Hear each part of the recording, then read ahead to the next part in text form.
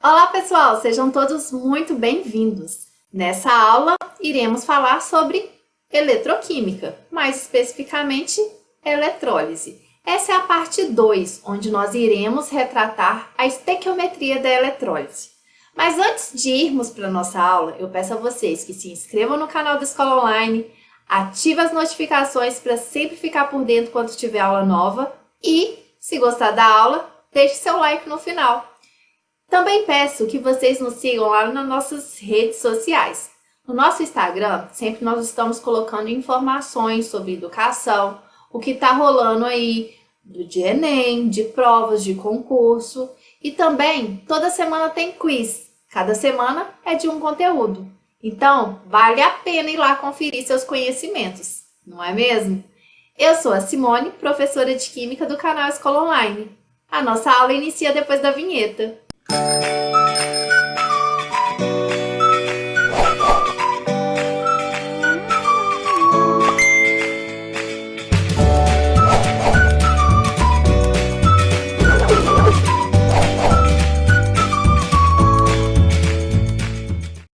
Então, gente, vamos iniciar a nossa aula falando um pouquinho da estequiometria da eletrólise. Michael Faraday foi quem formulou duas leis que vai reger os aspectos quantitativos da eletrólise. E é por meio dessas leis é que a gente embasa a estequiometria da eletrólise.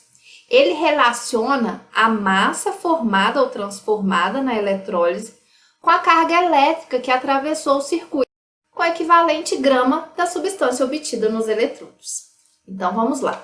A primeira lei de Faraday é a que relaciona a massa de uma substância que foi formada ou transformada na eletrólise, que é diretamente proporcional à carga elétrica que atravessou o circuito. Então, essa fórmula a gente pode, como é diretamente proporcional, a gente relaciona a massa com a carga por uma constante. Vamos chamar essa constante, por exemplo, de K'. E a gente sabe que carga é igual a corrente vezes tempo. Então, essa fórmula aqui, a gente pode falar que a massa é igual a constante vezes a corrente por tempo. Lembrando que a corrente é a unidade ampere e o tempo necessariamente precisa estar em segundos. A segunda lei de Faraday, a massa de uma substância formada ou transformada na eletrólise, ela vai ser diretamente proporcional ao equivalente grama, que a gente representa pela letra E, de uma substância. Então, a massa, ela está diretamente proporcional, por isso uma constante, só que é uma constante diferente, por isso eu chamei de K duas linhas, vezes o equivalente grama, que aí a gente determina como E, tá bem? E aí, a gente pode associar as duas leis, correto? Se ambas é massa associada, no caso da primeira lei, massa associada à carga, e aqui é massa associada a equivalente grama, então a gente sabe que a massa ela é proporcional ao equivalente grama vezes a carga que passa pelo circuito. E substituindo aqui o valor de Q por corrente vezes tempo, então nós temos aqui essa relação das duas leis de Faraday. Certo, gente? Para qualquer substância, quando a massa eletrizada M é igual ao equivalente grama, que é o E, a carga elétrica que atravessa no circuito é sempre igual a 96.500 coulombs. Isso foi obtido experimentalmente, independente da substância, se a quantidade eletrizada for o equivalente grama, sempre vai passar essa quantidade de corrente, 96.500 coulombs. Então, substituindo o equivalente grama nessa fórmula, nós vamos ter que a massa, substituindo pelo equivalente grama, vai ser igual a constante, vezes equivalente grama, vezes a carga que passa no circuito, que é 96.500. Como nós temos equivalente carga dos dois lados, nós podemos cortar. E aí, a gente tem que 1 é igual a constante vezes 96.500. Dessa forma, a constante de proporcionalidade ela vai ser 1 sobre 96.500. E aí, nós podemos aqui substituir o valor dessa constante. Então, nós temos que a massa de uma substância formada ou transformada numa eletrólise é igual ao equivalente carga vezes a carga passada no circuito equivalente grama vezes a carga passada no circuito dividido por 96.500. Ou a gente pode usar aqui substituindo a carga por corrente vezes tempo. Certinho? Vamos lá fazer exercícios para fixar o conteúdo? Então, uma solução de cloreto de prata é eletrizada durante 965 segundos por uma corrente elétrica de 1 ampere. Qual a massa de prata depositada no cátodo? Então, aqui deu a massa molar da prata. Então, a primeira coisa, a gente tem que saber qual que é a relação, né? Então, se foi uma massa, foi um cloreto de prata, então é prata mais. Então, a reação aqui, a redução que ocorre é prata mais, que vai receber um elétron para formar a prata metálica, a prata depositada, certo? Então, a gente sabe que o equivalente grama corresponde a massa, 1 mol de prata está para 1 mol de elétrons. Então, a massa de 1 mol de prata é 108 gramas, né, que foi fornecido aqui para a gente, a massa molar, dividido por a carga, que vai ser para 1 mol de elétrons. Então, a gente tem a relação aqui de 108. A gente tem que corrente vezes, e o tempo foi dado no exercício, então a gente sabe que Q, que é corrente vezes tempo, é igual a 965 coulombs. Dessa forma, a gente pode substituir aí na equação. Então, a massa vai ser igual ao equivalente grama vezes a carga dividido por 96.500. Substituindo os valores e fazendo os cálculos, nós chegamos à massa de 1,08 gramas de prata. Mas existe uma segunda forma de resolver exercícios de estequiometria de eletrólise.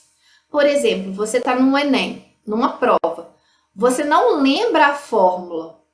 Não precisa, gente. Se você tem base, se você tem conhecimento do que é uma eletrólise, a gente sabe que a carga total transportada por 1 mol de elétrons sempre vai ser 96.500 coulombs, que é denominado um Faraday, em homenagem ao Michael Faraday, né? Então, por exemplo, a gente sabe que 1 mol de elétron, 6,02 vezes 10 a 23 elétrons, né? Vai sempre corresponder a um Faraday, que é 96.500 coulombs. Então, a gente, pela equação aqui de redução, a gente sabe que 1 mol de elétrons vai converter aqui, 1 mol de elétrons que corresponde a 96.500 coulombs, vai obter 1 mol de prata depositada. 1 mol de prata depositada, a gente sabe que é 108 gramas. Então, 96.500 coulombs vão depositar 108 gramas. A carga, né, que passou corrente vezes tempo que a gente obteve aqui, 965 coulombs, vão depositar que massa? Então, aqui é uma regra de 3 simples, né, gente? Então, 96.500 vezes massa é igual a 108 vezes 965. Então, isolando a massa, nós chegamos ao mesmo resultado. Muito tranquilo, né? Vamos fazer outro exercício para fixar? Uma carga elétrica de 9.650 eletriza uma solução contendo íons de cobre 2. Qual a massa depositada no eletrodo? Então, tá aqui falando que é cobre 2. Então, cobre 2 mais, para depositar o cobre metálico, precisa aqui de 2 elétrons. Então, aqui a gente sabe que 2 mols de elétron forma 1 mol de cobre. Então, aqui, ó, para cada 1 mol de elétron, a gente sabe que é 96.500 coulombs, certo? Só que aqui nós temos 2 mol, então a relação persiste. 2 mol vezes 96.500 coulombs vai equivaler a uma massa de 63,5 gramas de cobre, que deu aqui a massa molar do cobre, certo? E aí, nós teremos a relação que 2 vezes 96.500 coulombs vão depositar 63,5 gramas. A carga elétrica aqui que eletrizou vai depositar que massa? Então, regrinha de 3 simples, certo? Então, 2 vezes 96.500 vezes a massa é igual a 63,5 gramas vezes 9.650. Então, isolando aqui o M, fazendo os cálculos, a gente encontra 3,16 gramas. Mas também, se você lembra da fórmula, você pode substituir os valores na fórmula, certo? Então, a fórmula massa é igual ao equivalente massa vezes a carga dividido por 96.500. A gente sabe que o equivalente é a massa por 2 elétrons, certinho? Então, aqui, substituindo os valores, nós chegamos ao mesmo resultado. Tudo bem? Foi tranquilo, não foi? Então, se você gostou da aula, deixa o like. Se surgiu alguma dúvida em alguma parte, deixa um comentário aí, vai ser um prazer responder. Certo, pessoal? Até a nossa próxima aula. Tchau, tchau!